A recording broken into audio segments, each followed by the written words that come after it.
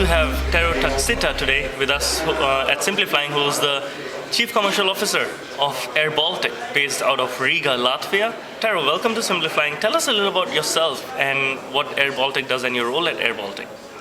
I'm a Chief Commercial Officer for Air Baltic. Air Baltic is basically re-emerging as a new airline because we completely changed our business model in early 2009.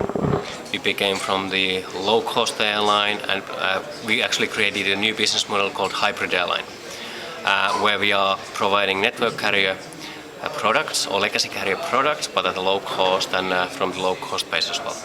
So does that mean free meals, free hot meals on the planes, or what do you mean by legacy carrier product? Legacy carrier product, we have a business class, you have access to lounge, fast track and so forth. But of course, all these ancillary features you would have to pay for. Okay, so how does that make it low cost? Isn't that high cost operation? No, it's not, because it's we actually have a low cost base for ourselves. Okay. And the customers who choose to basically buy these ancillary services, they pay for the infrastructure in the fares. Okay. So am I right to compare it to something like Air Canada's product, or that you can drop down and choose your things you want on the flight? It is sort of like an Air Canada, but it's I would still say that it's more closer to the traditional low-cost airlines where you pay for the bag and so forth. Okay, and how does having a hub in Riga help this whole operation? Well, Riga is a very efficient place to connect, so we are running a very efficient small airport where you have a minimum connection time of 25 minutes. Okay. So customers can use that to connect intra-Europe. So we don't actually increase their travel time significantly, but we still provide superior service with very competitive prices. Okay, do they need to pick up their bags and check it back in, or do you do it for them? We do it for them. Okay, at a charge? At a charge. Fantastic. Now, you had mentioned earlier about your entry into Finland and how you've had 200% growth and 400% in ticket sales. Now, that must have taken a lot of marketing spend to achieve those figures. Well, actually not. So when we changed our business model, we came into the situation where we had to move from being a big fish in a small pond to be actually a small fish in a big pond.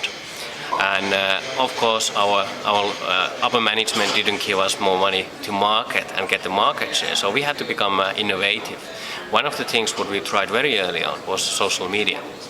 So we became very active in Facebook, in Twitter, and so forth. And Finland, one of the examples being a technologically savvy destination. So the people picked up. They didn't necessarily choose to be our fans or followers in Twitter and Facebook, but they knew about us. So we got our brand known and heard. Okay, and how did you actually translate this into ticket sales?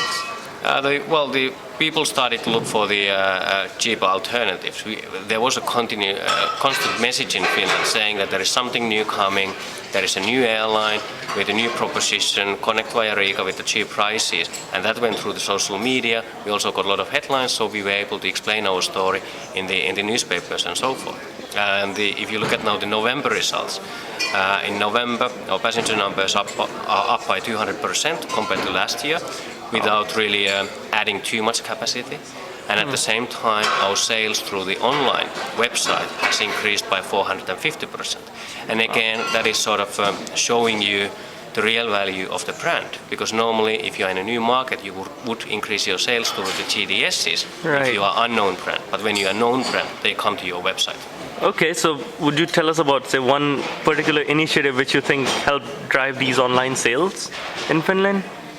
We have done a lot of things. Let's take one small thing in with the latest addition to our network. We started to operate in a small city called Lappeenranta, and it is a university city. And we basically talked to the universities and said, okay, you are very active in Facebook and in social media. So why don't we give you a couple of free tickets, and why don't you then have a viral marketing in your channels? That there is a newcomer in a town with the cheap offers, cheap flights, and that worked.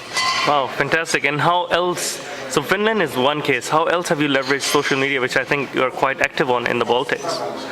Well, we try to be active in globally. Of course, we have 60 destinations, and it's very fragmented market in a way because we operated the former Soviet Union countries in the Middle East and in Europe. So you have different cultural bases, different language bases, and so forth. So we are now continuously trying to communicate to the customers on their own language, but in a main Facebook page. But in the future, what we have to do is actually fragment it so that you would have your own Facebook page for Germany and so forth. But at the moment, we are not willing to do it because we feel that there is a certain amount of things what you get with the gravity.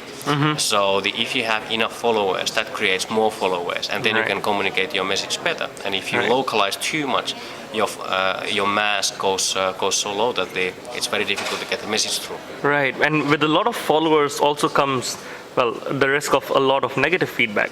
How do you deal with negative sentiments openly being displayed on social media?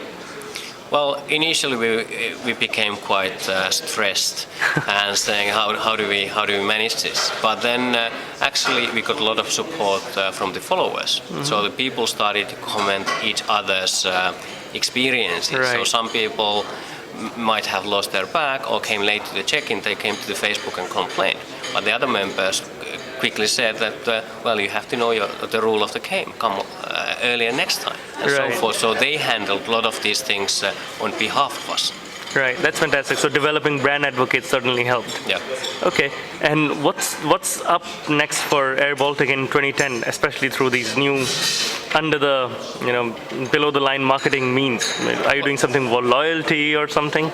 Well, we have a lot of exciting stuff. Some of the things I'm not willing to disclose at the moment, but I'm happy to have you to follow us in the future. But definitely we are investing a lot in the loyalty program, and also how to leverage the loyalty program to get more followers, and try to find also somehow a way of combining social media and the loyalty programs to get the 1 + 1 = 3 result. Right. But in terms of the loyalty program, we created something completely new. So we didn't want to create just an FFP program. We wanted to create a new currency, and that's what we are now doing in the Baltic states.